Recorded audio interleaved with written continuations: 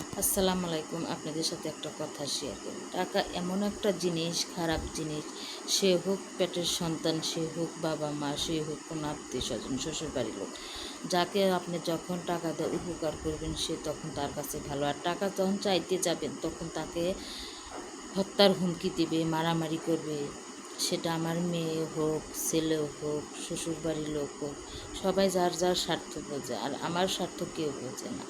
আজ আমি পথের ফকির হয়ে বসে হয়েছি। আমার সবার বিপদে আমি সবাইকে উপকার করেছি, কিন্তু আমার বিপদে আমাকে কেউ 1 টাকা দেওয়া সাহায্য করে নাই। উপর আল্লাহ আছে দেখা এখন আমি বেঁচে আসছি, কোনোরকম ডাল ভাত খেয়ে বেঁচে আছে। আপনাদের মাঝে কথা বলার আল্লাহ তৌফিক দান করেছে। আল্লাহ আমাকে চাইতেছে যত কষ্টই দেখ, মানুষ যতই আমার সাথে শত্রুতা করুক, আমি জানি একদিন সফল হতেই পারি। আর আপনারা যদি আমার পাশে থাকেন আমি অবশ্যই একদিন হতে পারবো, শক্তিশালী হতে পারবো, ঘুরে দাঁড়াতে পারবো।